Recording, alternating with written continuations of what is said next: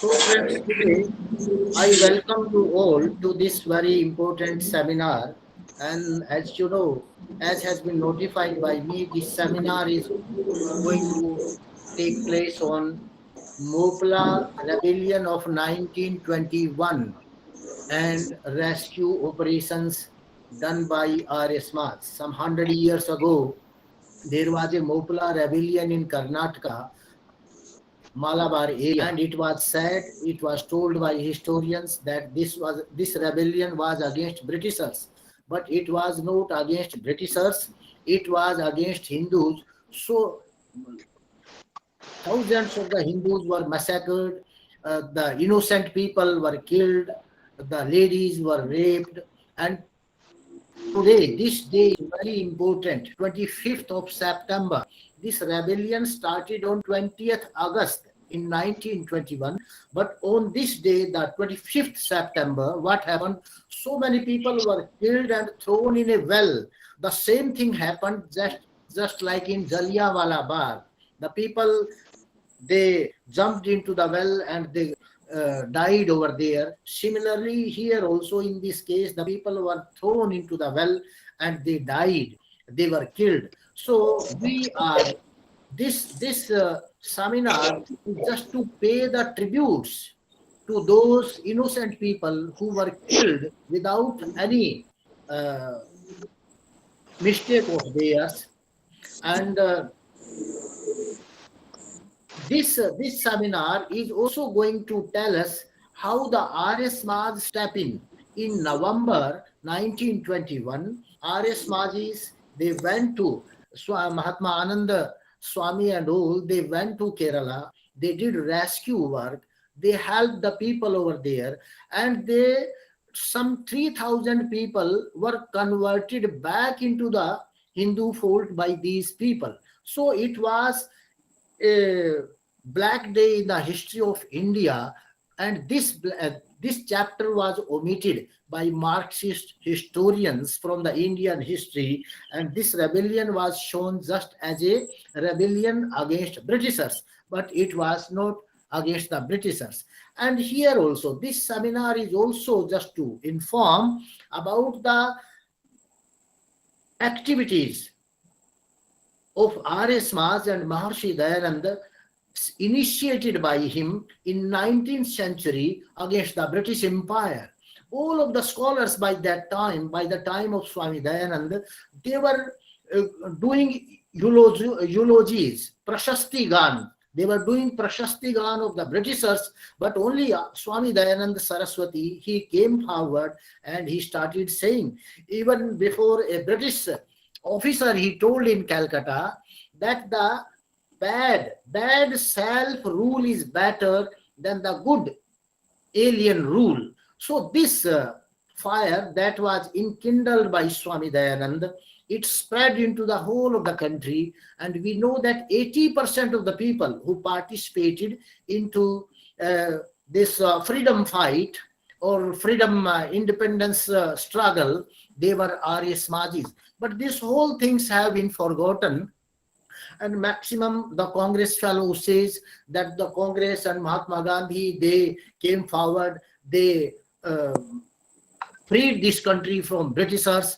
But the Congress was founded by A.O. Hume in 1885 when Swami Dayananda died in 1883. So Congress was riding on a foreign plane just to free the country. But Maharshi Dayananda Saraswati came and he told that we can get freedom through our own education, through our own system of knowledge. Whether all other reformers, they were talking about that the English education is must. So Swami Dayananda's great contribution to this country was that by that time he started bringing social awakening, social reforms, and he started educating the people. Only the people who are aware, who are reformed, who are educated, they can get freedom. They deserve to get the freedom. So until and unless this awakening, this reform, this education is bring in the society, no country can think about this freedom aspect. So this seminar is highlighting all these things. And in this seminar today, we have two main speakers, and both the speakers are from Kerala. And we just want to hear from the horse's mouth. They will tell us the things, what happened in Kerala by that time. I think our first speaker, Sri Vinod Karuvar Kundu, has also come, and he is the first speaker. In fact, Sri Vinod Karuvar Kundu, he is the coordinator of Mopla Rebellion Balidan Anusmarana Samiti Kerala, and he is also the member of the National Monitoring Committee for Education, Government of India, South India, Shiksha Sanskriti Utthana Nyas. So our second speaker is K.M. Rajan ji, Sri K.M. Rajan. He is Arya Pracharak in Kerala, and he is Adhisthata of a Gurukula, Ved Gurukul in Kerala. So both the speakers are with us, and they will enlighten us about that happening, that massacre, that genocide that took place 100 years ago in the history of India.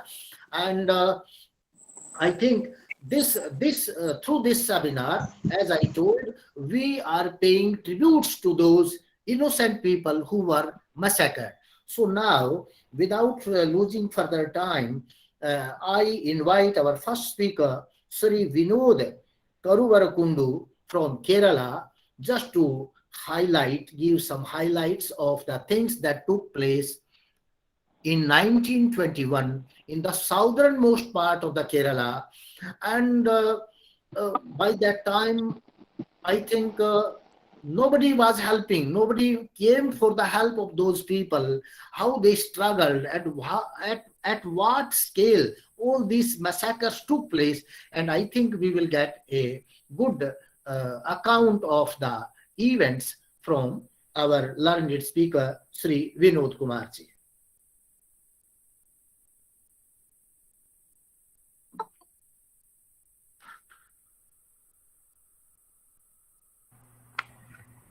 Namaste, Professor Dr. Ravi Prakash Aryaji,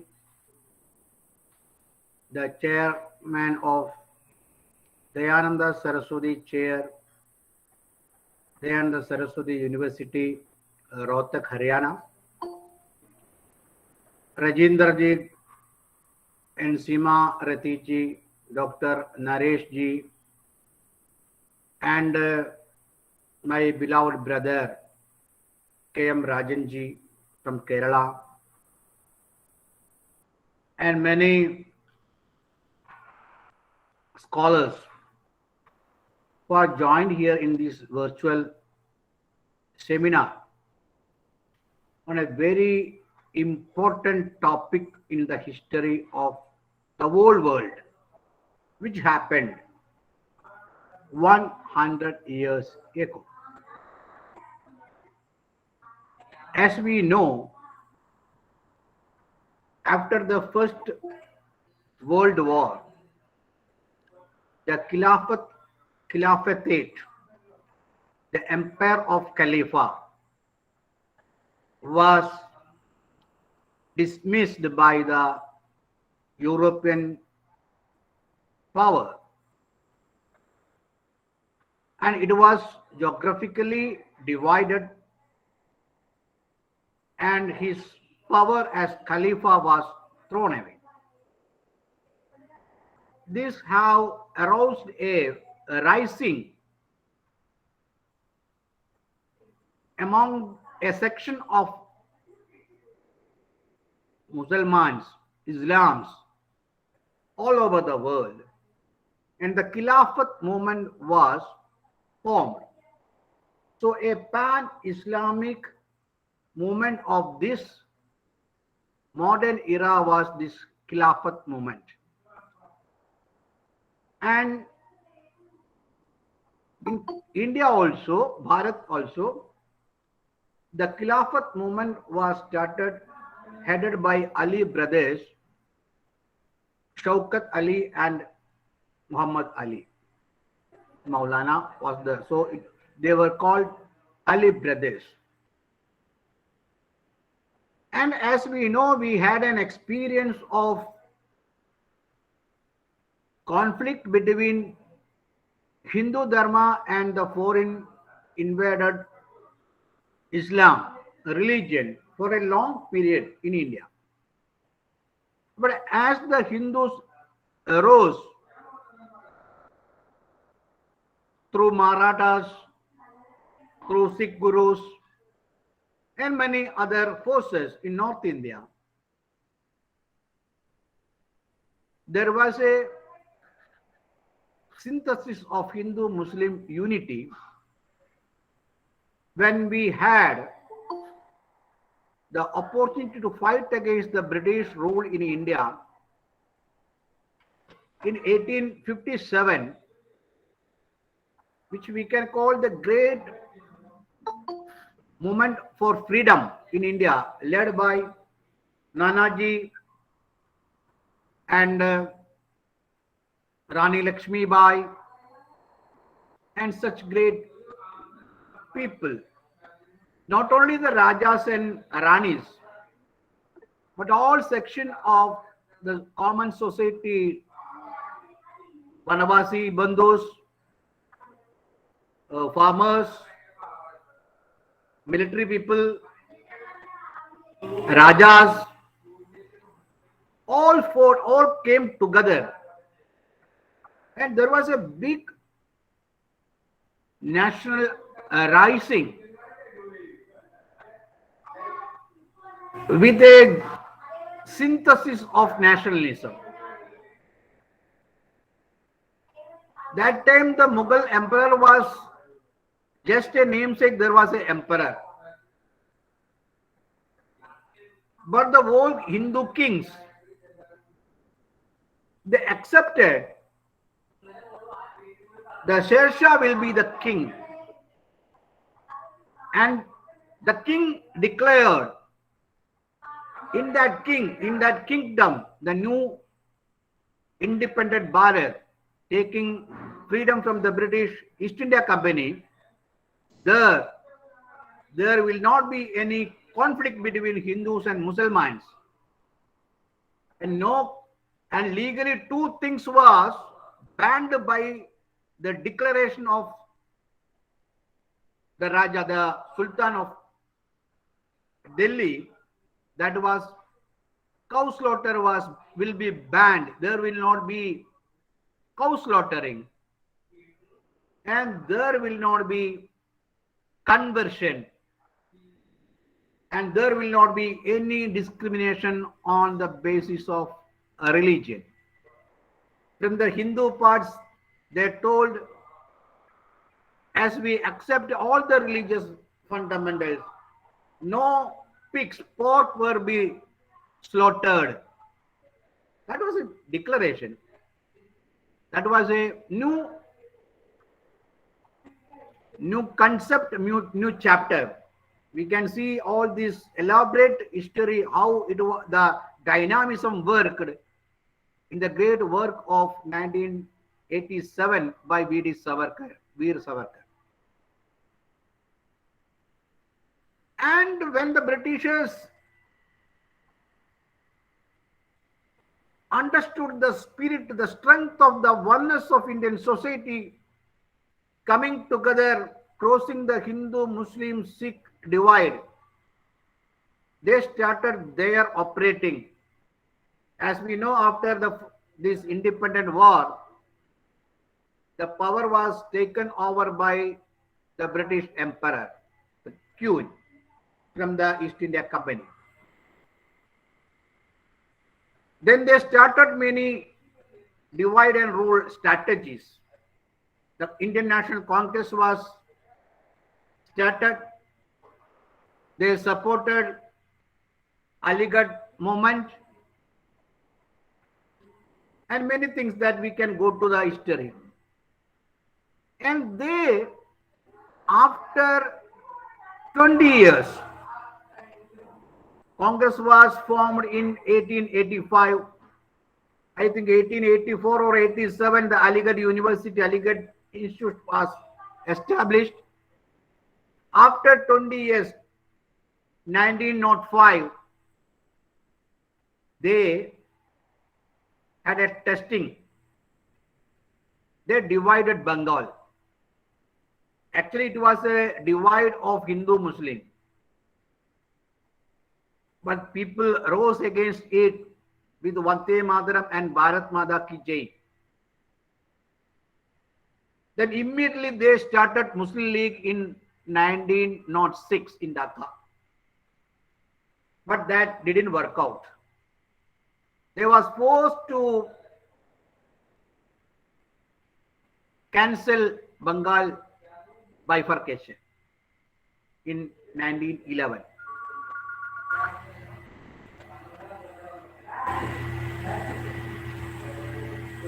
In this background, in 1914, during the First World War, Gandhiji came to Indian politics.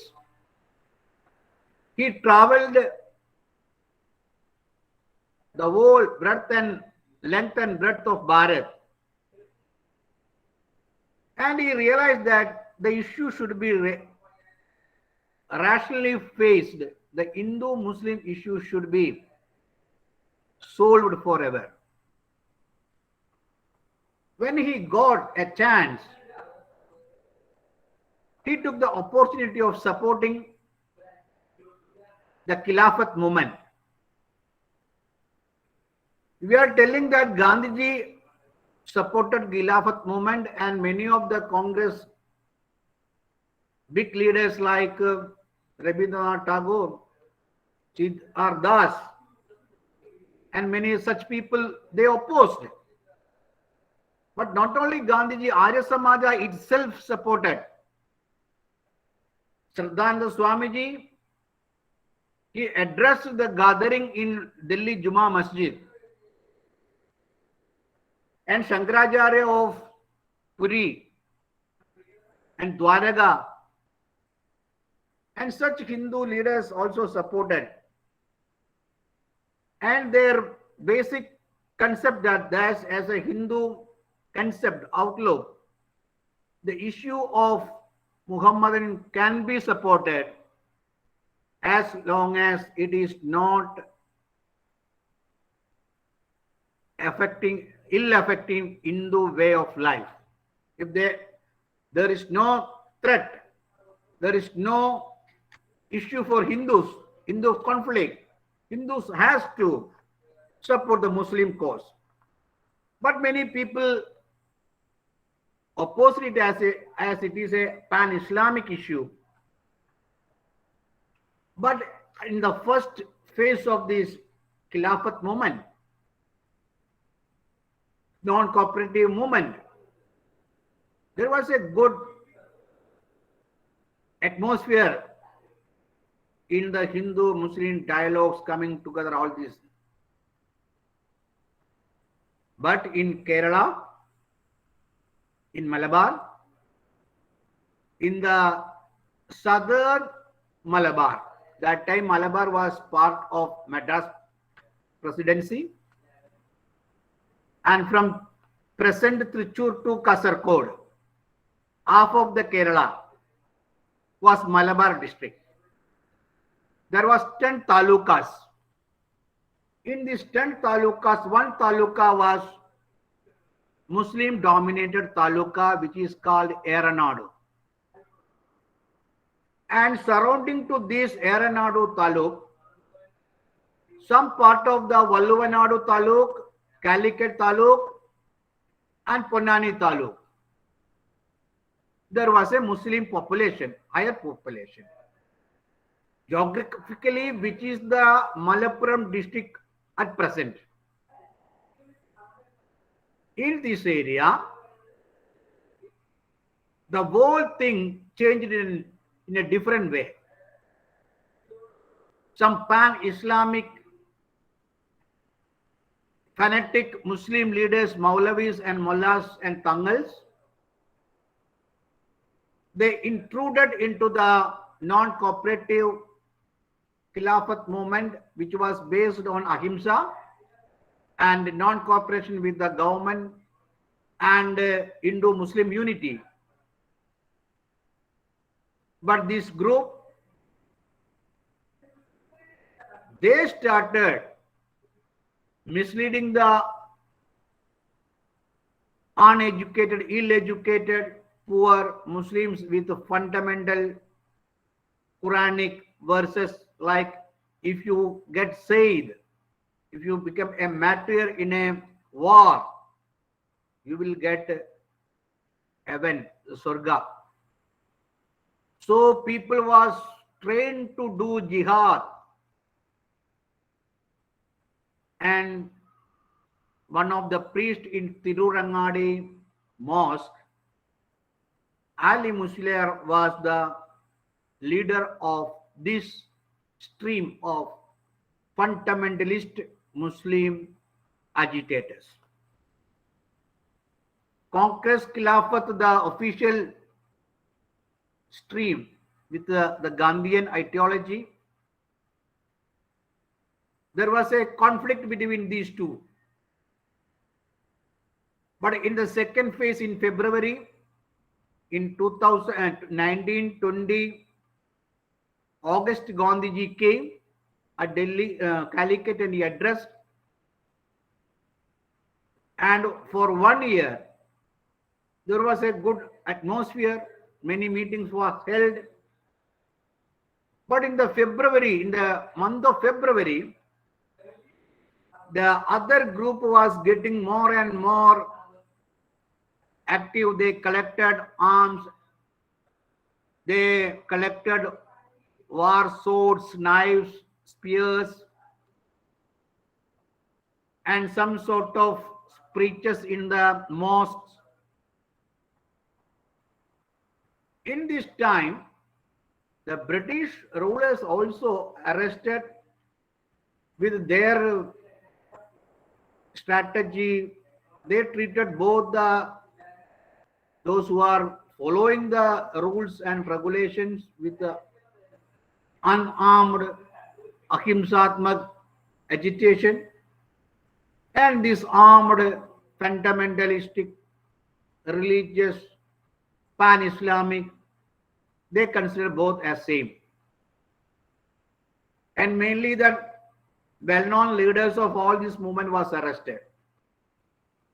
And this got a chance for Ali Musliar and Variankunnan and such peoples to mobilize and to inject their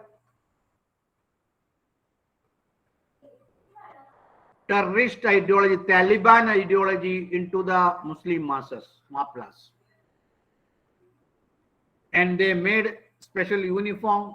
They weared guns and war swords.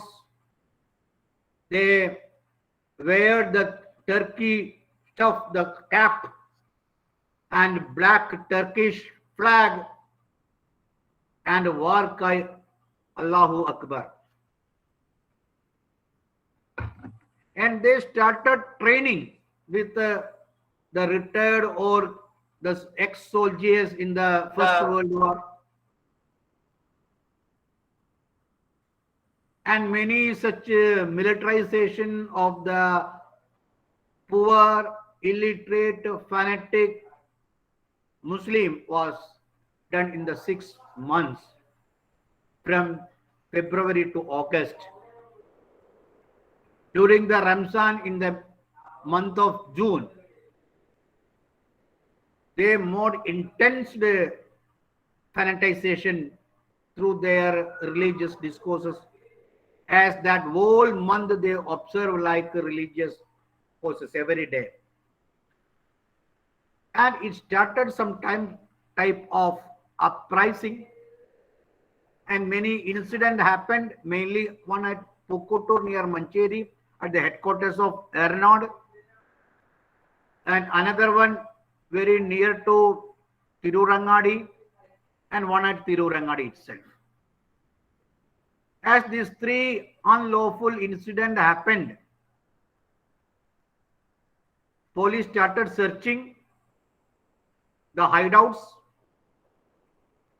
As we know, always the terrorist group use the religious centers, mosque or gurudwaras or church, sometimes some other areas, as their hideouts.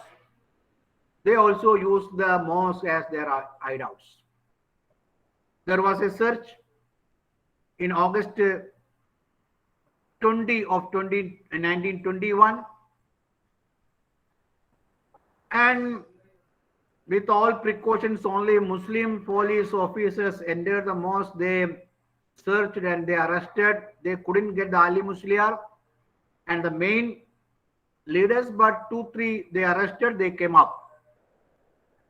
But afternoon there was a big rumor all over this area, Muslim pockets, that the police destroyed by this, not gun, but with the big machine guns, their religious pious center was demolished. Such a rumor was spread all over this area as a wildfire. And the Muslim mass rose and they started rioting. But as the rioters in the beginning on 21st, in the worst area, they attacked the police station, they attacked the post office, they attacked the village office, that is Amsham Kachira, all these things. And followed by attacking poor Hindu houses. The next day they declared that the British rule is over and the Khilafat rule is retained or declared. Ali Musliar is the Raja, the Caliph. And they started in the Caliphate, as you know, there will not be only one religion. Darul Haram should be converted to Darul Islam. So they started looting, massacring, forcibly converting the Hindus.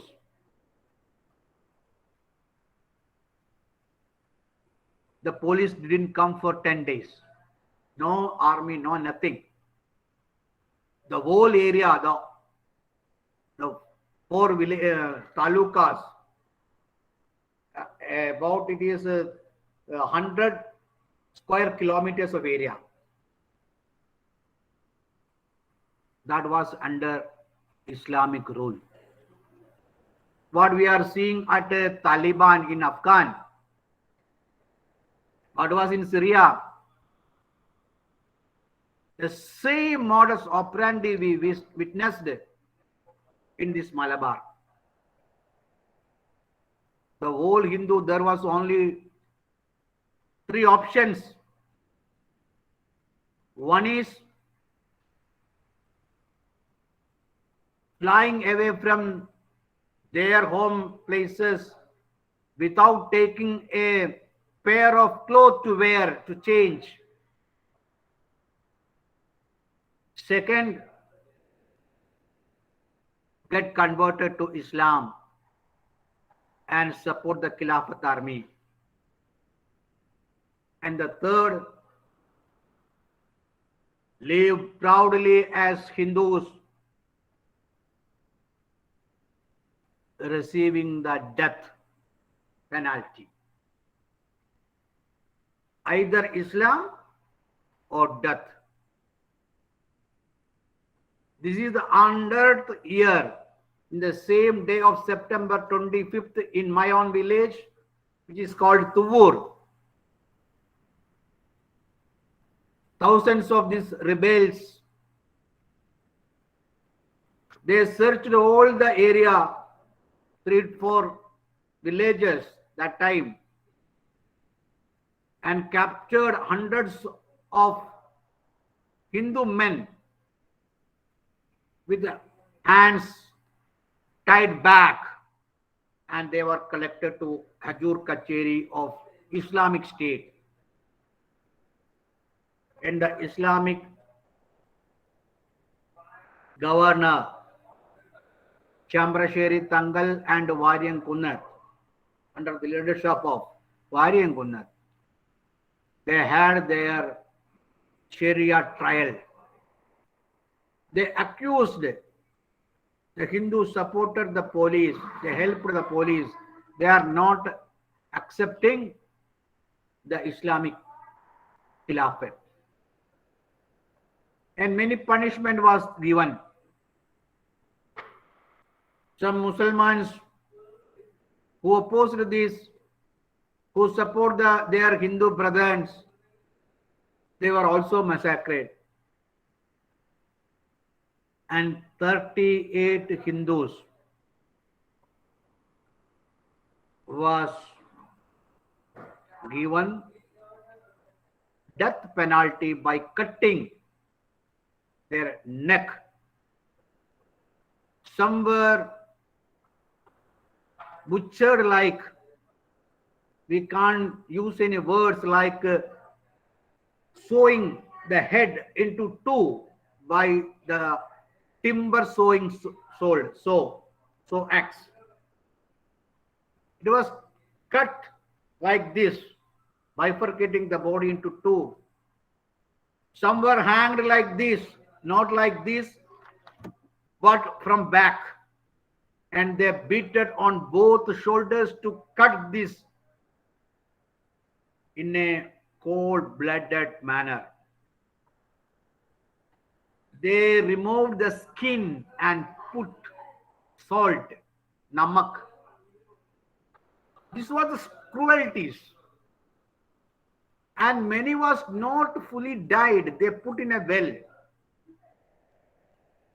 And many people after this, they recalled that even after 3 days, crying can be heard from the deep well. And the police, nobody got any such information outside their kingdom. Hitchcock, at times police superintendent, he has remarked in his report, the terror that created by Variankunnan and rebels prevented even anybody giving any information to the police intelligence. Only after many days, this happened in 25th of September, and only 4th of October, after 10 days or 9 days, police was reported and it came out. 7th and 8th of October, newspapers covered this. After hearing this, Gandhiji has written a big article, the meaning of Malabar Rebellion, Mapla Rebellion, in Young India in October 22nd. And they wrote, many people wrote, but only Arya Samaja, not in the middle of Bharat or from Delhi, but far from their state, like provinces like Punjab and Balochistan, Arya Samaja people, they decided to send some of their activists to Malabar. They don't know the language, and the people here in Kerala, they don't know the language of Punjab or Balochis, even Hindi. Even local people don't know English or Sanskrit. But the readiness to come and save the Hindu brothers from hundreds and hundreds of miles away, they came here. I have read in a report of Arya Samaja in Malabar, published in 1923 by Arya Samaja itself, when they decide to send people to Malabar, they had only 25 rupees by hand. Only 25 rupees. But they send people to an unknown, far away. The only thing known was our Hindu brothers was suffering beyond words. When they came, they joined with some other Central Relief Committee, and immediately after few days, they themselves started many refugee camps, and then they started moving to the mostly badly these riot hits places. There's so many people in Mapla dress code, fearing. Please remove the presentation.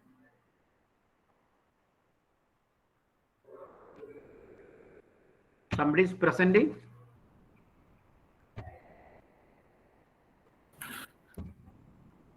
It was by mistake, I think. Oh, no problem.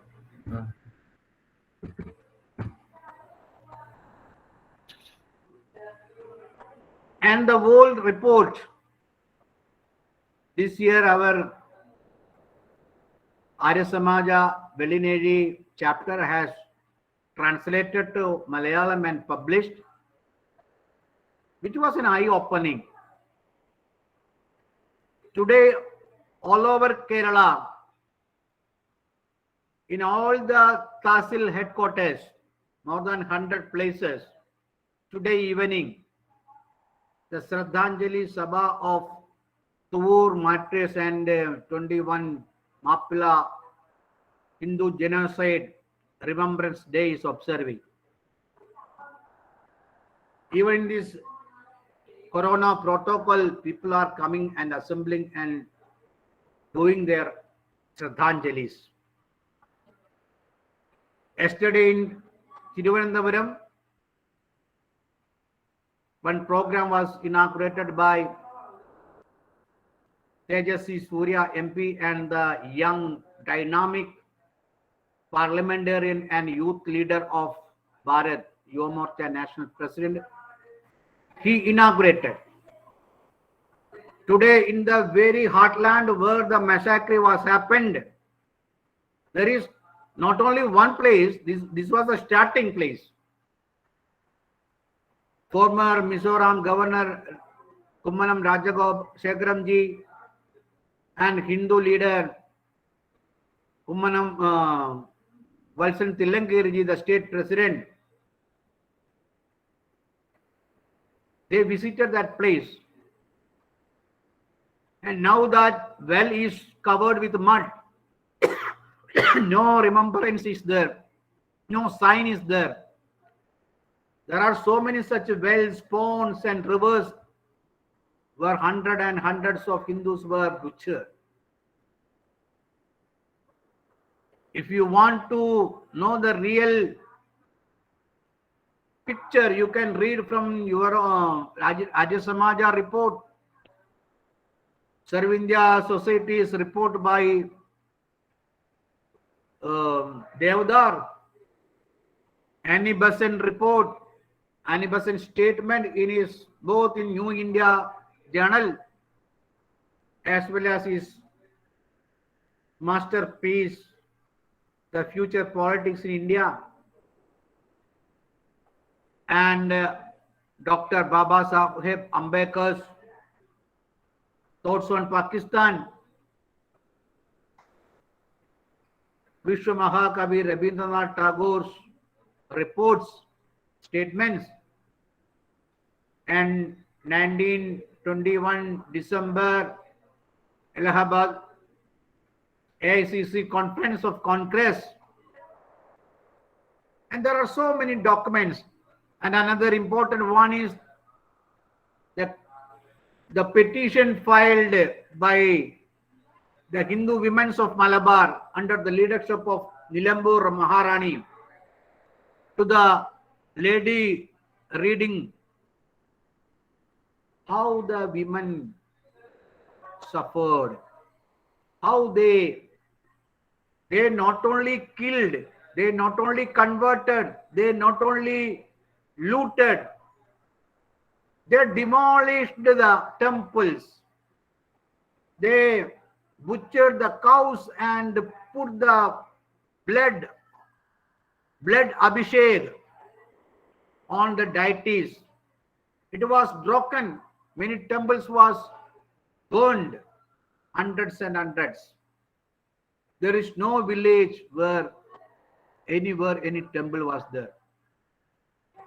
Many reporters after the riots visited this area, and they reports, we can't see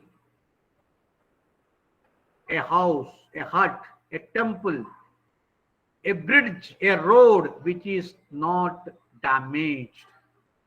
All the communication facilities, that time communication only wireless and something, it was fully damaged. And 5 different battalions of armies came here. At the end, the Gurkha regiment also.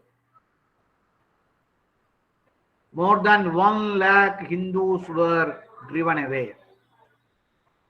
More than 10,000 was converted. More than 10,000 was butchered. And we don't know what is the total amount of all these things. It will last for not 1 day, 2 day, 1 week, 2 week, 5 months, up to January 20th, when the rebel leader Vayan Punnat was arrested and shot to death. This rebellion was there. And the atrocities, the damages, and the social divide, the main ill effect was the social divide. The morals of Hindu was gone down. The Hindu-Muslim relation was broken. This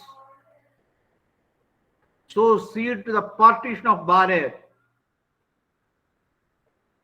The land who send people like Rishi Ramji and Mastaji and all others to help the Hindu people in Malabar.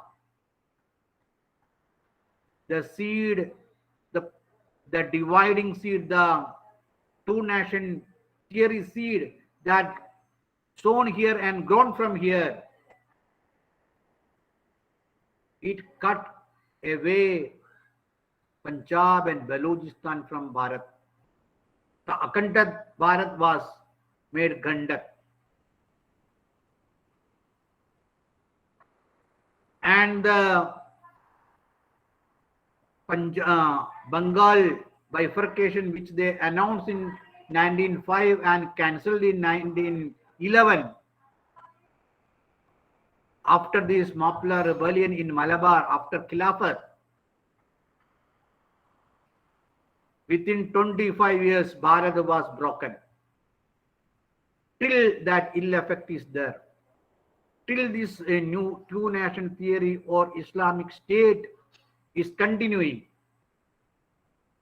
Annie Besant, she recalled, she said, Malabar taught us what an Islamic State is. And we need not want any more example of a Islamic State, Khalifa Raj in Bharat. Not only Bharat, anywhere in the world. Wherever it repeats the same thing, how they treat the woman, our Madhur Shakti, the kids, the pregnant women, the temples, the statues, the monuments, the religious practices,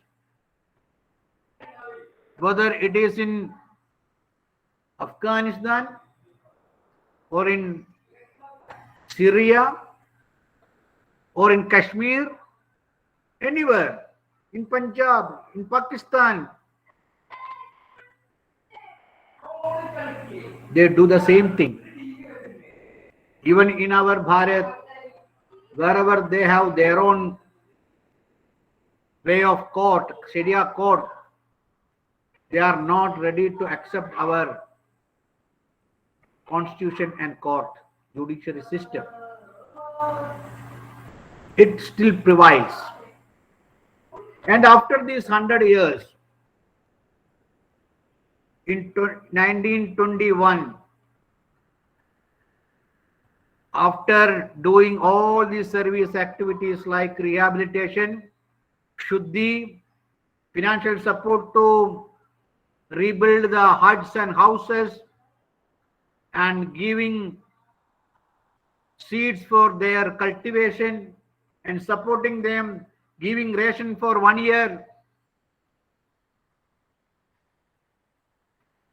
The catching word I read from Rishi Ramji's letter to Lahore. Yes, all this we did.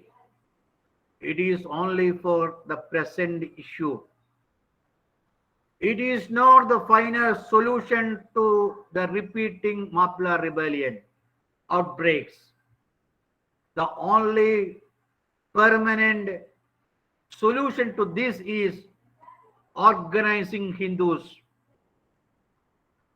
Make the Hindus proud of Hindu Dharma. Make them Aryas. Yes, the last 100 years of not only Kerala, Malabar, the whole Bharat, many Hindu organizations, they have their own contribution in making our society proud of our culture, heritage, and our dharma.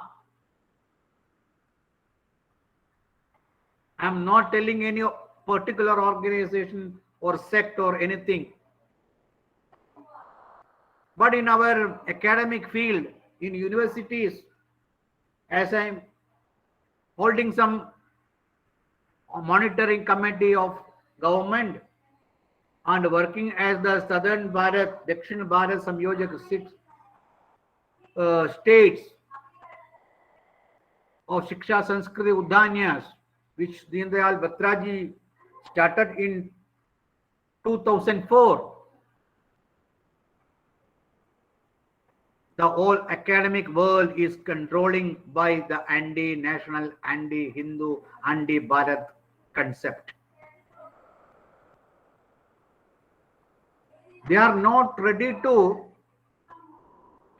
accept the philosophy of Dayananda Saraswati or such great persons. We want to take a survey in how much universities. There are around 1,000 universities in Bharat. Leave the colleges, private and deemed and state central universities. In how many universities? I'm not telling in all the universities Dayananda chair should be there. No. Can be Dayananda chair, Vivekananda chair, Ramakrishna chair, Guruji Golwarkar chair, or today it is the birthday of Deendayal Upadhyaya. Any Hindu philosopher's chair, whether the universities are doing propagating, doing research on Hindu philosophy or Hindu Renaissance. So after the new education policy, all the universities should take an Indian perspective in all the academic activities. The chair should be active. We want to find out some industrious good philanthropies who can support such Indian knowledge system. We want to educate our students in Kerala, in all the universities. this 100 years of Maplar rebellion is observing as a great outrage against the British, as the freedom movement. The Kerala speaker, he compared this massacre leader Varian Kunnat as Shahid Bhagat Singh. He is like Shahid Bhagat Singh. I want to ask Bhagat Singh, how many people was massacred, killed by Indians, were killed by Bhagat Singh, Rajguru or these people? No, not even one.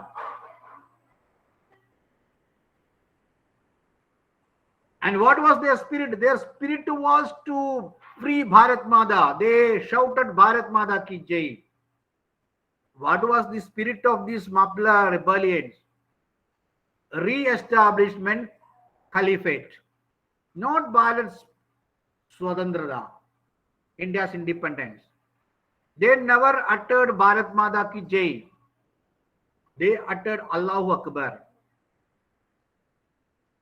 They carried the Khilafat flag. They wear the Khilafat Turki cap. And they killed people to establish Islamic State. They killed the poor people. But some people now they are telling this was freedom movement. Some other people says this was peasant movement. All Hindus were landlords, jamindars, and all Muslims were poor farmers. No. There were most landlord jamindar was Hindus, but there were Muslims also. But all the farmers, they were not Muslims. No landlord Muslim was attacked, and no Hindu farmer was involved in this. If it was a conflict between peasants and the landlords, all peasants, crossing Muslim, Hindu, any caste, creed, peasant, farmer, they will fight against with a slogan of agriculture reform, tax, anything. But there was nothing like this. So everywhere there is a good academic activity, but in Kerala, no university is going to support this, but all the university education department, school level, they officially conducting the Amrita Mahotsav of independence. They are misusing to project these Maplar rebellion massacre leaders as freedom fighters, writing essays, seminars, publication, all these things. So, as 100 years back, when Arya Samaja and Dayananda Saraswati's followers came forward, in this time also, this is a time of supporting academically. You people, the universities, the colleges, the great personalities, great academicians, non-read people, they want to write, they want to speak to Kerala people and all over Bharat. Today, Yogi Adityanath ji addressed, and tomorrow, Sahasrabuddhe ji and many Meenakshi Lekhi ji and such people, there is a seminar and exhibition in Delhi Constitution Club Hall. Today there was a Twitter trending campaign which even covered the IPL cricket trending. And this way, not like 100 years back, all Hindus, all national, all dharma, people was only one chance to die. No, today Hindus are awakened. They are ready to do anything. And if we come together like Krishna and Arjuna, we can win this Dharma Yuddha. Such massacres, such bad incidents should not repeat in history. Not only in Bharat, nowhere in the world. Whatever Sanatana Dharma says, Loga Samasta Sugino Bhavantu, that message should be prevailed all over the world. So academically, we want to occupy our coming students, our faculty members, all the universities. They want to publish books, papers. They want to support seminars. I wish let this be a beginning, not the end. That we can have at one seminar in 1 month, like 12 seminars in the coming year on the same different aspects like this. I am very happy and thankful to you giving opportunity to speak on how the Mapla rebellion happened, what was its local and national, international impacts, how even today some partisan politics with their biased motive misuse these, cover up the real things, flare up the unwanted things, trying to disturb the harmony, trying to divide the society, cover the truth, and again going to demoralize the national feelings, tradition, the Hindu Dharma. All this we want to expose. The book that Arya Samaja published 100 years back, its translation into Malayalam will be an eye-opening here. I request this chair, Dayananda Saraswati chair, has to reprint it in Hindi again. And again, in that report book, they mentioned they have made register of all reconversion, all Shuddhi. And they conducted relief camps in many places. In all the places, they gave ration which is recorded. And I think all these original documents will be in the headquarters somewhere in Punjab, maybe in Lahore. And you people have to guide us, help us, where these original documents will be, whether it is in Delhi or Haryana or in which library headquarters. We want to make all these things available, digitalized. Let all the truth come up. We want to enlighten the young researchers to do research in all this. And this will be a opening. Many Kerala universities, colleges are ready to conduct this. But the officially no financial support will be getting to the colleges here, universities here. So with our network, from which university, from which philanthropic group, we will get such financial support and such academic support. We will work together.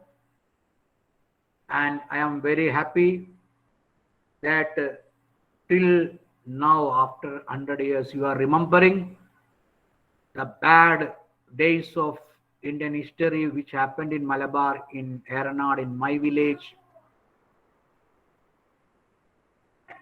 And I am thanking you all, behalf of all the Hindus, all the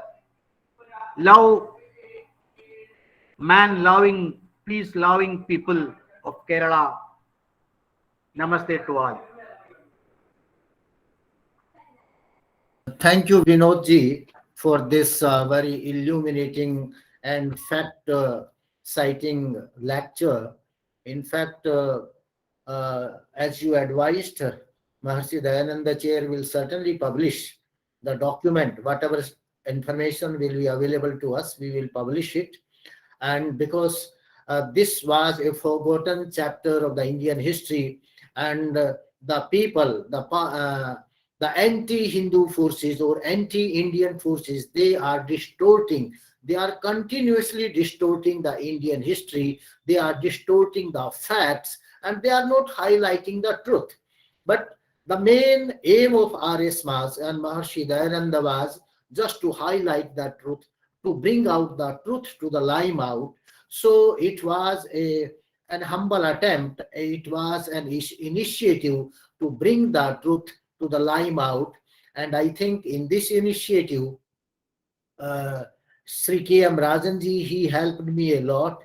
And we are also very much thankful to you. You are from the same village where the happening took place, and you, whatever you narrated, it is an eye-opening, and we could hear the real history from you. So, on behalf of the Maharshi Dayanand Saraswati Chair, Maharshi Dayanand University Rohtak, I thank you a lot, and I hope if we need you, you will be again available to for this chair to for other our activities related with this Mopla rebellion.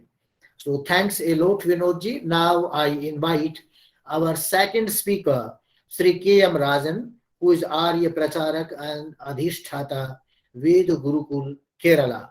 And let me inform to our to the audience that Sri K.M. Rajan ji is doing a very good work in Kerala. He is propagating the Vedic mission, the philosophy of the Vedas, the teaching of the Vedas, and the teaching of Maharshi Dayananda Saraswati, the foremost man of the modern Indian history, who was a social reformer, who was a great embodiment of Vedic life and thought, and who told that India's progress can take place when we will go back to the Vedas and not to the West. So now I invite Sri K.M. Rajan to start his talk.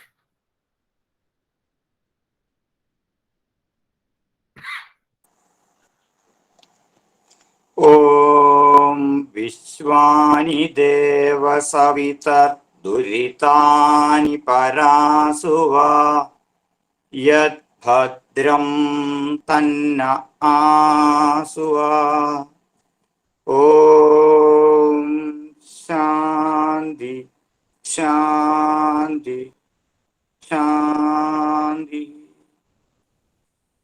Respected Dr. Ravi Prakash Arya ji, Shri Ashwini ji, Dr. Anand Kumar Sharma ji, and my friend and colleague Shri Vinod ji, and all those who are attending this webinar. Today is a very important day in Kerala history. Not only in Kerala history, in world history also.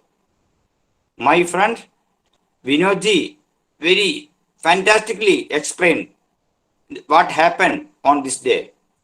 And since 1921, August 20 onwards, when this rebellion started, he gave full background of that and very informative lecture. So in my part, I am concentrating mainly on the role of Arya Samaj on this mission, this evacuation mission. So for a few minutes, I will try to give some information about the Arya Samaj mission. But as you know that our history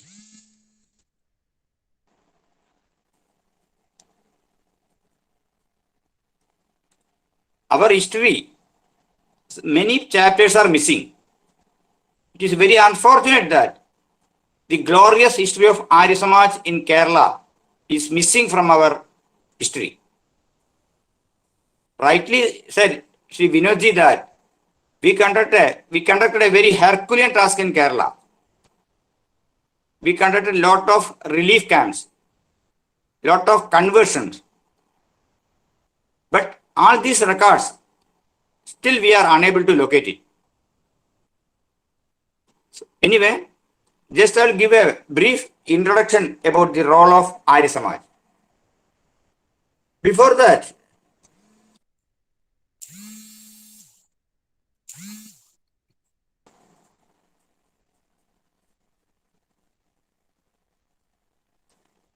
actually, this 1921 incident, this Mopala rebellion, in our language, it is not called Mopala. It is called Mapila. It started in 1921, but it is not started in 1921. In reality, it started centuries back. It was one of the worst Hindu genocide in Kerala. What happened in 1921?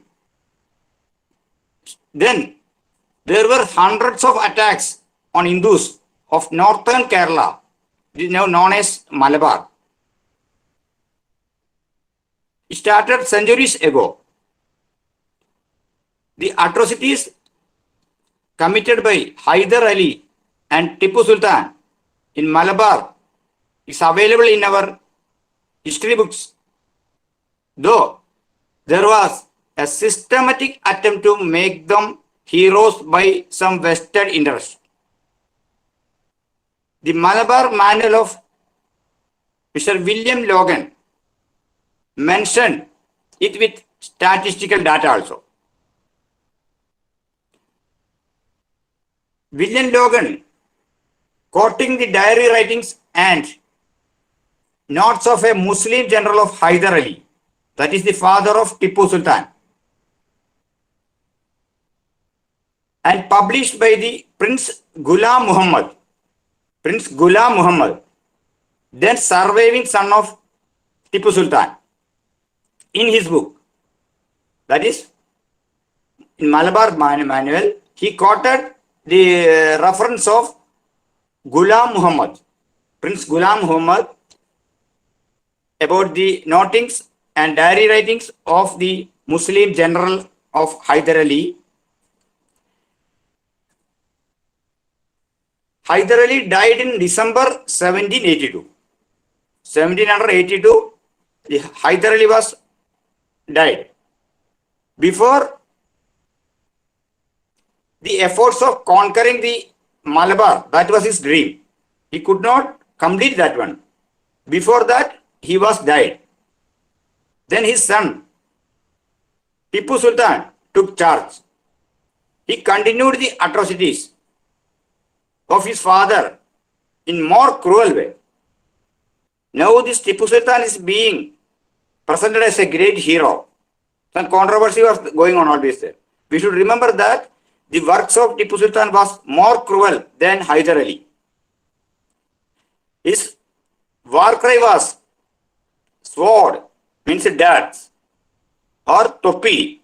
Topi in our language means it is a forcible conversion. They will keep this Turkey cap there. So his war cry was sword or topi. Either you take darts, otherwise convert to Islam.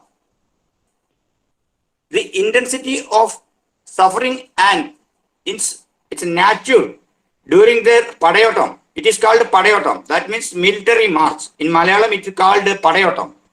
Have been clearly recorded in our history books. In our history books, this marching by Tipu Sultan is clearly recorded.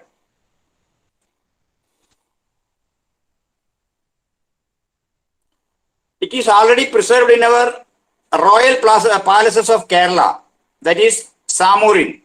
In Malayalam, we call it Samudri Raja of Calicut. It is stored in his in palaces, not only there, in Palashi, that is another palace, and Palakkad Fort. There is a fort in Palakkad, and East India Company's office. According to the according to a learned historian of Kerala, Sri M. Gangadharan, there is enough evidence to show that few members of Samorin, that means Samudri, and many Nair families, one of the classes were Nair, upper classes, that warrior classes they used to say, they were circumcised and converted to Islam and compelled to eat beef. This is written in a major Malayalam weekly, Madhrubhumi weekly, January 1990, from 14th January to 20 January. I am quoting from that. I got from that record only. This is the background of the 1921. We can see how it happened in 1921. That later things, this Khilafat and all, this very clearly our Vinodji has explained. So I am not going to that part now. Now, let us see the movement of Arya Samaj. The Arya Samaj, all of you know that, is a socio-religious reform movement founded by Maharishi Dayananda Saraswati in 1875. Though Arya Samaj spread far and wide in northern India and other Asia countries also, Europe also, but coming to Kerala, it took more time.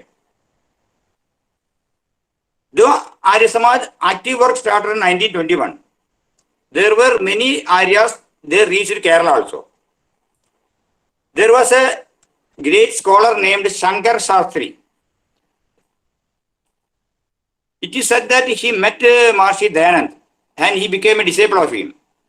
He was settled at Varanasi, but we don't have more details about him. Again, Swami Swatantaranandji, he travelled throughout this Madras presidency in Kerala, Malabar also. It can be available in his books also. But that time, they could not make a network of Arya Samaj in Kerala. Though some people came here, some missionaries came here, they could not make a network of Arya Samaj. But it started in 1921 only. It was during the turbulent days of 1921. An organized evacuation mission for Arya Samaj started in Malabar. It is sad that our history books neglected the activities of our first generation Arya Pracharaks of Kerala.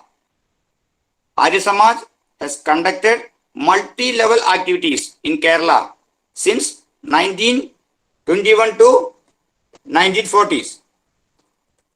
I will try to give a brief summary of this mission in due course. The atrocities perpetrated by Maplas at Malabar in 1921 shaken the entire country. Other than the Arya Samaj of North India, there was no capable state of national Hindu organization or spiritual institutions. We are not forgetting the human services of servants of India Society, Theosophical Society, and few Congress leaders who tried their level best to support the affected people. But there was not a planned strategy for evacuation, giving shelter, food, and clothes. The case of forcible conversion raised another challenge. There was not a system of reconversion to Hinduism that time. Those who compelled to leave Hinduism and accept Islam were denied their comeback. The vested interest among caste Hindus objected for their return. So, there was a one-sided flow from Hinduism in Kerala since centuries. As I told you earlier, Kerala is a God's own country. When the entire India was in trouble during the Middle Ages, when this Gnostic religions like Jaina, Buddha, they overpowered the northern India. That time, Shankaracharya from Kerala traveled from north to, from this Kaladi to entire India and saved the Hinduism with this vision and his Shastrarthas.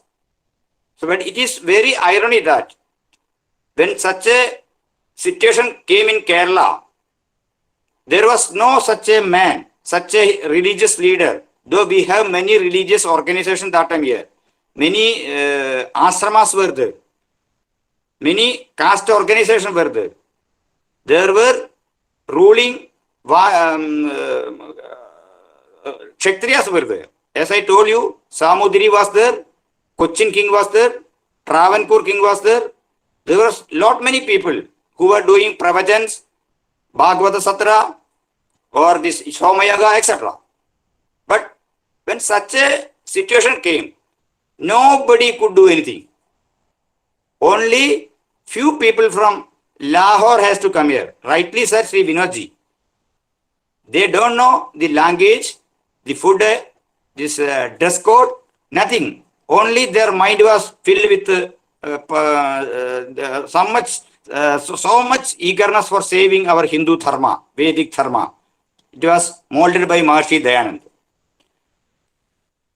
This information, that time as we all are aware that Arya Samaj headquarters was at Lahore. The atrocities faced by the Hindus of Malabar came to the notice of Sri Mahatma Hansraji, who was the president of Lahore Arya Pradeshi Pradhan Sabha. It was constituted of Punjab, Sindh, Baluchistan and Lahore. They came to know about this incident around October month only. It is said that Lala Hansraji has said that when he came to know about the incident, the atrocities perpetrated against the Hindus in Malabar, he could not sleep that night. That full night, he could not sleep by hearing such sad news in Kerala. The very next morning, he called an urgent Pradeshik Sabha meeting, Arya Pradeshik Sabha meeting. That is on 31st October 1921. This record I got from this Arya Samaj Ka Itihas by Indra Vidya Vadaspari. In that, his quoting is there. The meeting unanimously decided to send a team of Arya Pracharaks to Malabar for evacuation work. Mahatma Hansraji gave an emotional speech at this meeting. He is reported to have said that during this enlightened period, also, if this type of atrocities are being committed and forcing innocent person to Islam is a challenge to us, we should tackle it. It is mentioned in page 130 of second part of Arya Samaj Ka Itihas by Indra Vidya Vajaspati, published by Sarvadeshik Arya Pradhan Sabha, Delhi. I made it the English translation. It may not be sometimes correct. These wordings were in Hindi. Somehow I translated it. After this speech, he was just looking Lala Kushal Chand Kursal. Lala Kushal Chand Kursal. He was later known as Mahatma Anand Swami. While looking him, Lala Hansraji told, though these are all Hindi, I just made it my own English, maybe some variations, Ravi Prakash and all, they can correct it. Though any other persons or organization neglect this issue, underline, any other persons or organization neglect this issue, we the Aryas cannot become a silent spectacle. You immediately start to Malabar with few of our team and reach there and the needful for their early return to Vedic Dharma. The same thing he told to Lala Kushal Chand. We will take necessary arrangement for collecting relief material from here. On hearing this, you see, that time the mentality of our Arya Pracharaks and Arya leaders, the information is getting from leader. This Pracharaks were ready to move. He was smilingly was telling. On hearing this word, Kushalsan replied like this: "Sure, I am ready to move now itself, and waiting your orders." That was the spirit that time. That is Arya Samaj. Maharishi Dayanand ki jai ho. Kushalsan always used to keep his bag and baggage with him. That was the role model of Arya Pracharaks during that first generation Arya Pracharak. They will have one bag and baggage, like Pandit Lekharam. Whenever information comes, they will not think anything. They will ready to move. There are such lot many examples in Arya history. So he was ready to move immediately. But now we have to see. It is pertinent to see the family background of Lala Kushalsan when he get ordered to move to Malabar, which is situated more than 2000 kilometers away from Lahore. Due to the continued prachar work, we should just see. I am taking little time for giving some motivation for our people, how our first generation Arya leaders worked. We can think. We have to just see the background of Mahatma Anand Swami that time. Due to his frequent travels, Veda Prachar work, his health condition was deteriorated. That time, his fifth son, Yuddhavir, took birth near to that day only. He was having 5 sons. Fifth son, Yuddhavir, took birth recently that time only. And his another son named Yas, his name was Yas, was affected with pneumonia and bedridden. This was the condition of his family. He has 5 children. One is newborn, another is pneumonia. So in such a situation, he was ready to move immediately, waiting the order of Lala Hansraji, ready to move. Just think, that was the spirit of Arya Samaj, Maharishi Dayanand ki jai. So that was the spirit we got from Satyarth Prakash or Maharishi Dayanand. It was see, that too is coming to a place where being a Hindu is a risk for their life. He was going to Malabar first time. It was high risk for his life to become even a Hindu there. Also, he was not familiar with the Malayalam language, the food habits and dress code of Kerala. It was very difficult to travel this much distance. The train facility were available there. That time train were there. Still, it was very much difficult. Now also you can see that people from Punjab, how they can come Kerala. During this time also we have a lot of difficulty. Now I will come to this another Arya Pracharak, Pandit Rishi Ram. That Arya Pradesh Pradhan Sabha is meeting on 31st October 1921 decided to send a team of Arya missionaries led by Pandit Rishi Ram, who was a fresh graduate from DAV College, Lahore. Pandit Rishi Ram started from Punjab and reached Calicut on 11th November 1921. That is a historical day for Arya Samaj in Kerala. I think we should remember it. 11th November 1921, he reached Calicut. After reviewing the situation there, he just see the situation there, what is happening there. Along with him, some other missionaries were also there. One was Sri Vedabandhu Sharma. He was the first Arya Pracharak of Kerala. He who knows Malayalam, he wrote Satyarth Prakash in Malayalam also. He also studied at Lahore. Along with Pandit Rishi Ram, Sri Vedabandhu Sharma also came here. So, in this background, when he reached Calicut, he was just taking a review. Let us see what was the situation of a demographic setup of Kerala at that time. Yes, Vinodji has rightly briefed something. Still I am giving small information only. These are all from our book Arya Samaj or Malabar. You can refer it. In that time, Malabar, there were 10 taluks. Out of the 10 taluks, this main problem was there in 4 taluks only, as told by Vinodji. So, in that, Kozhikode, Eranad, Vallavanad, Ponnani, these 4 taluks were in a risk area, Muslim majority areas. Kozhikode taluk was around 379 square mile. Its Hindu population was 18,394. Muslim population was 8,11,060.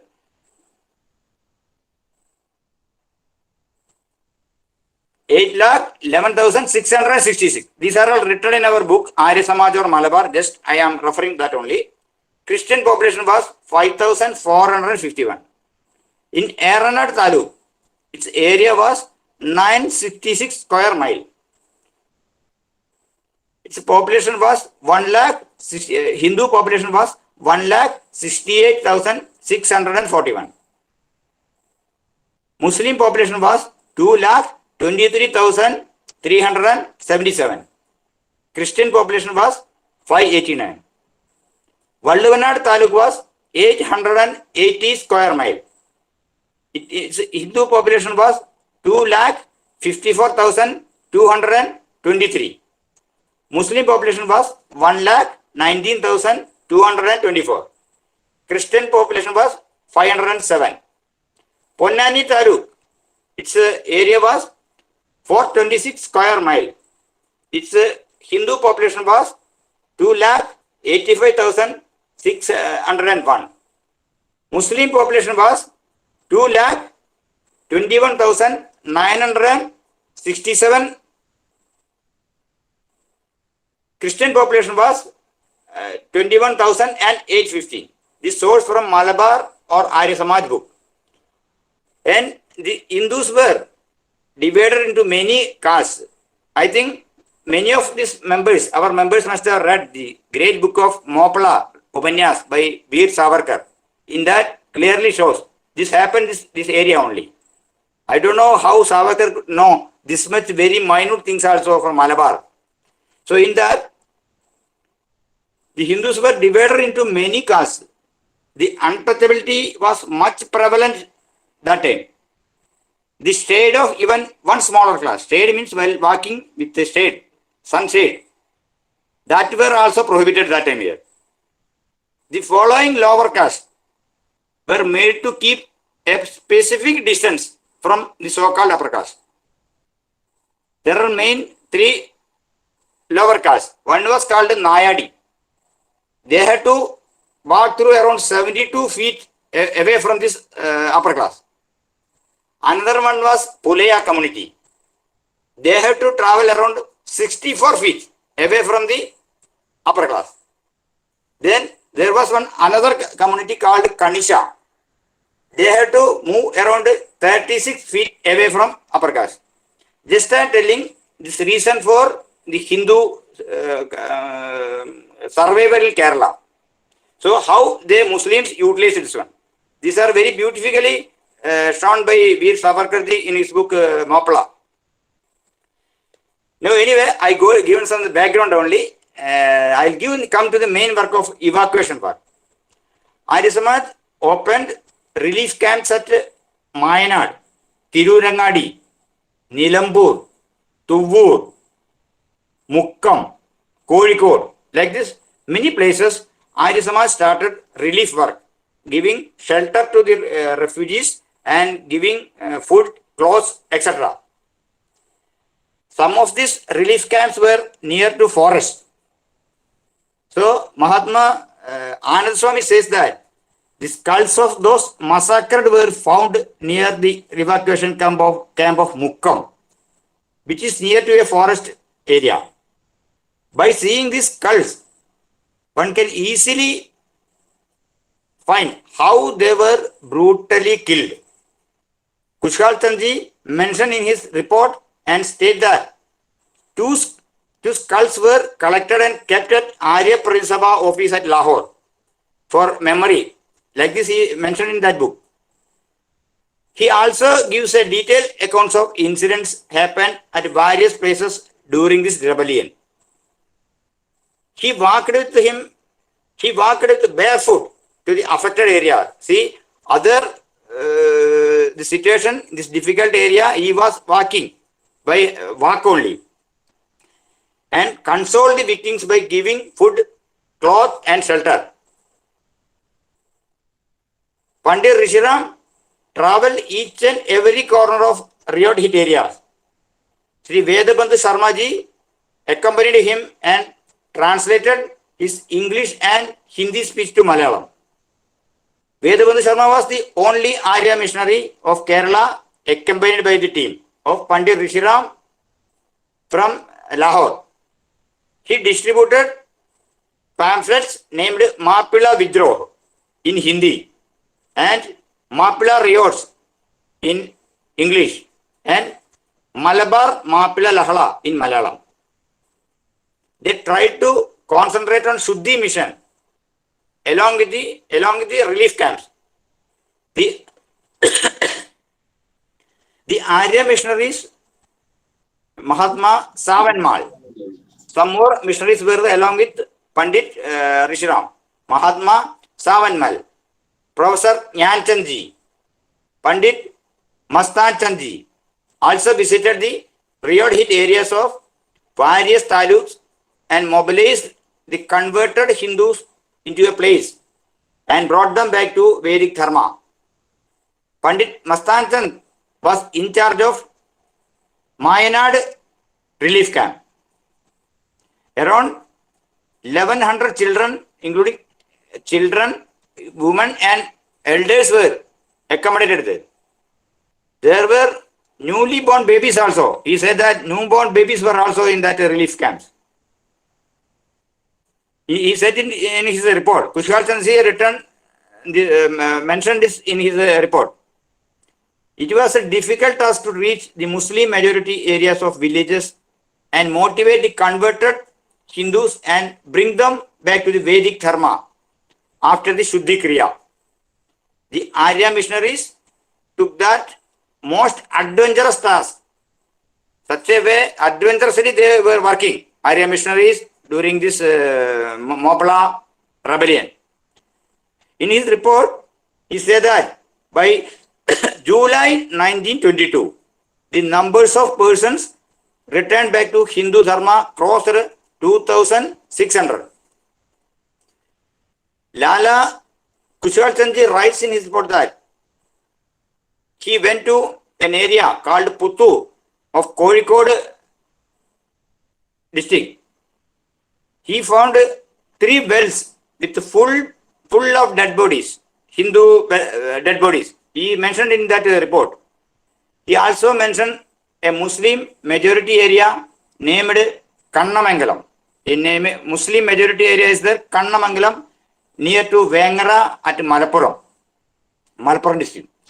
The Arya missionaries brought to light the cruelty faced by the Hindus there. This place was one of the most riot hit area in the entire Malabar. There was a big bungalow of warrior Hindus, the Kshatriya Hindus. There was a big bungalows. They were called Nayar when bungalows were there. The Muslim mob captured that bungalow and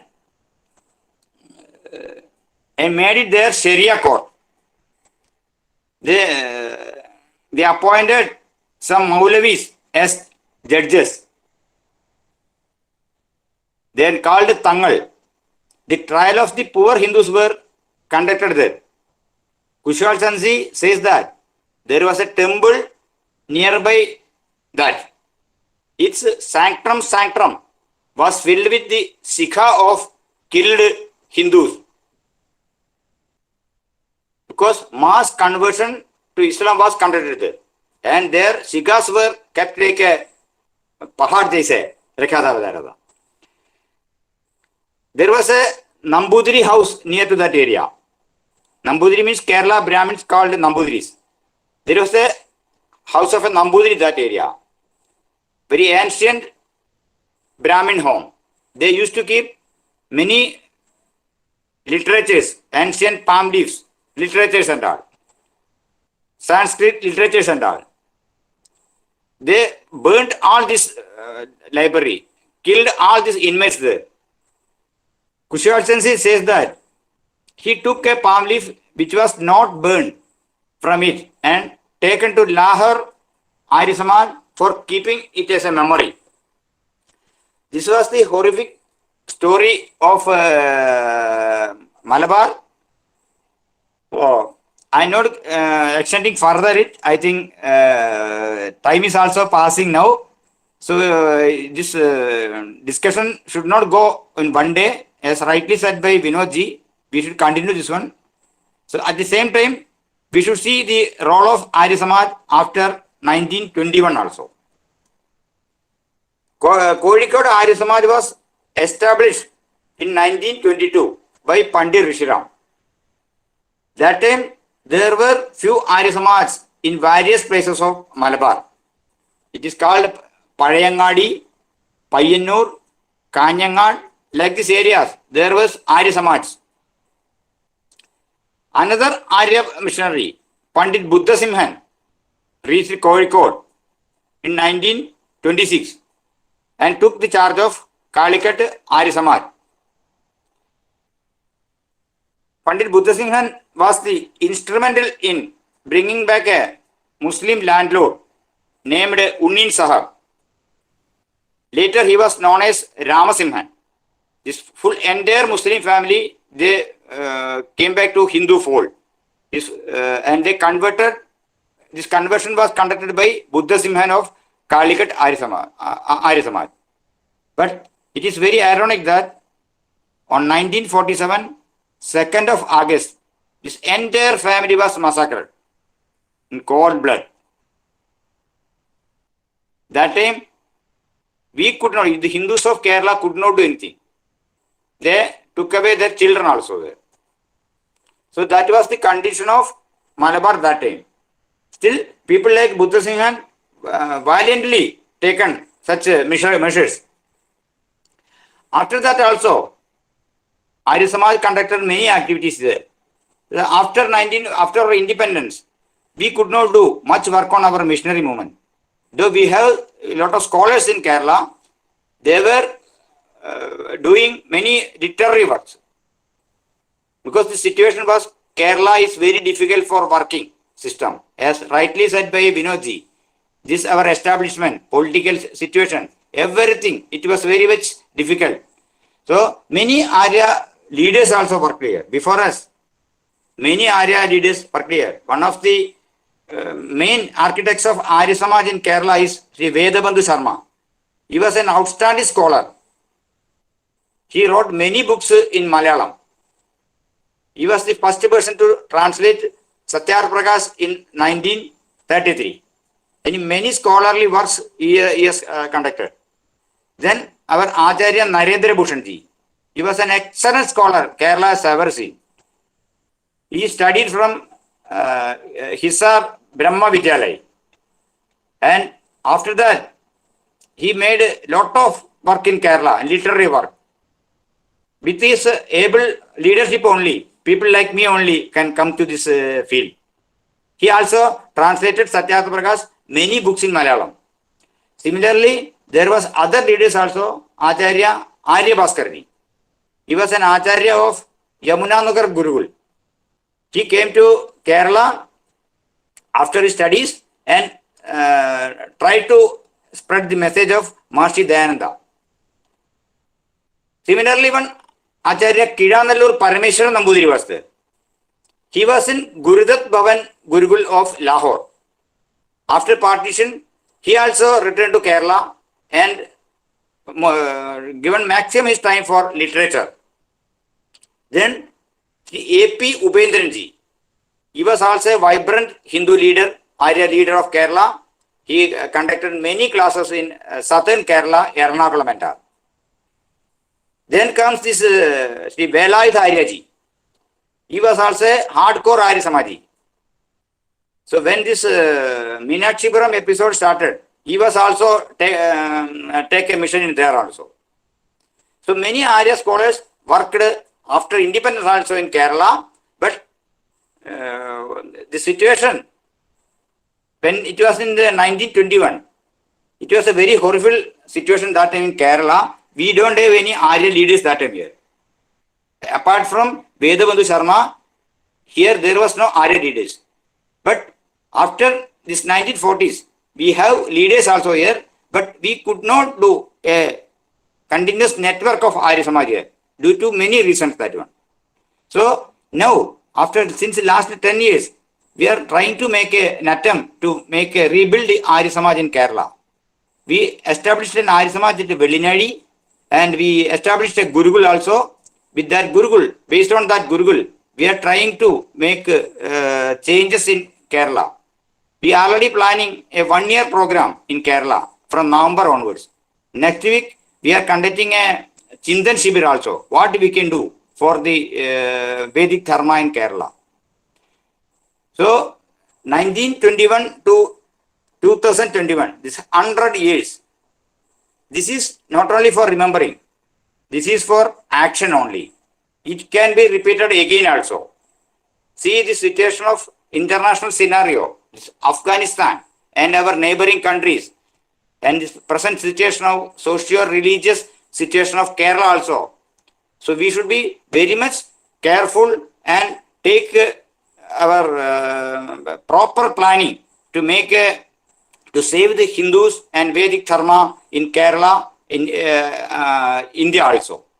So I just concluding my speech, and I am very thankful to Dr. Ravi Prakash ji and MD Chair for giving us a chance. Thanks a lot to all once again. Namaste.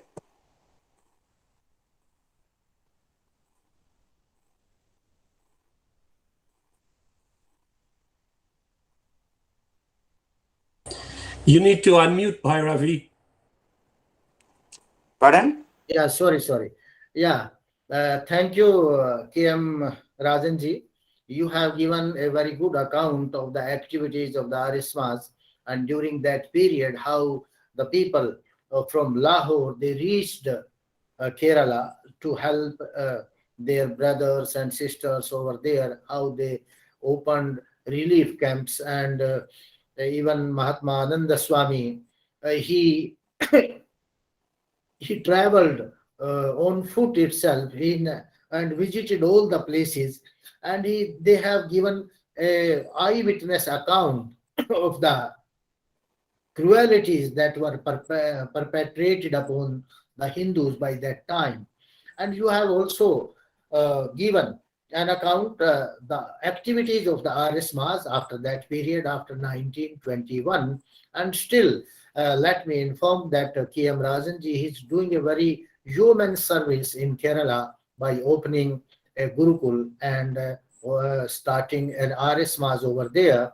And my chair is also running certain courses just to teach Kerala in collaboration of his Gurukul, so that the people over there, they may also be well aware or familiar with the Vedic teachings, Vedic philosophy, and Dayananda's teachings. And through these lectures, we could also have seen, and we could also have known, as KM Rajanji, he was pointing out, and he was time and again saying that Maharshi Dayananda ki jai. So we can see that how Maharshi Dayananda contributed to this nation, in making this nation a free nation. And I remember Pattabhi Sita Ramaiah, one of the Congress leader, he called, when Mahatma Gandhi was designated as the father of nation, he said, if Mahatma Gandhi is the father of the nation, then Maharshi Dayananda should be declared as the grandfather of the nation.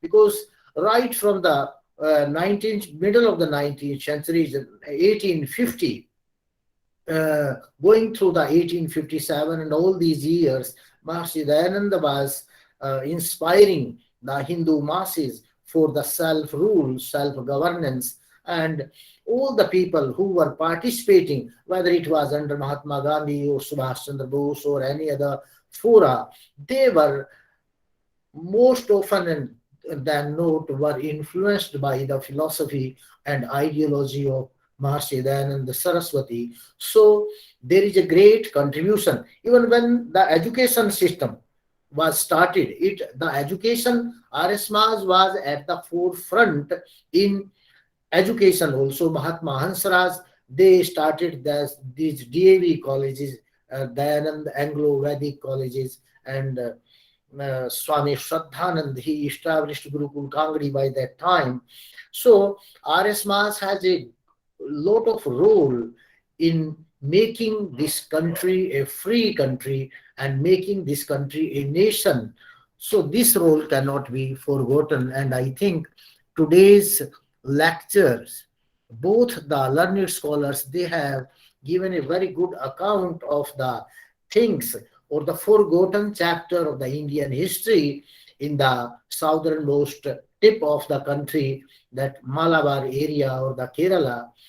So I thank both the scholars for enlightening us or for reviving that forgotten history. And it's a very this has history is very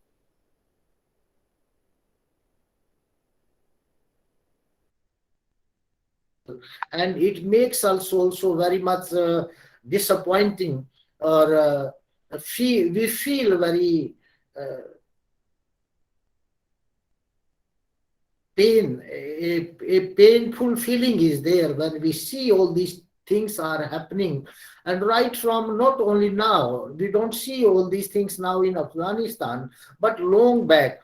And that history, this conversion and killing people and all this, it was started by Hyder Ali, followed by Tipu Sultan. Then it was in the name of Caliphate revival or movement. It took place in Kerala, and wherever these fanatics come, they just impose Sharia courts, and they are in a hurry to implement the Sharia courts. I don't know what this Sharia is. And the same thing is happening in Afghanistan also. Now they are also talking about the Sharia, and everybody is supporting them. And so many people in India also, they are supporting those Talibs who don't know the ABC of culture and philosophy, and who are hankering after this Sharia courts and these Sharia rules and laws.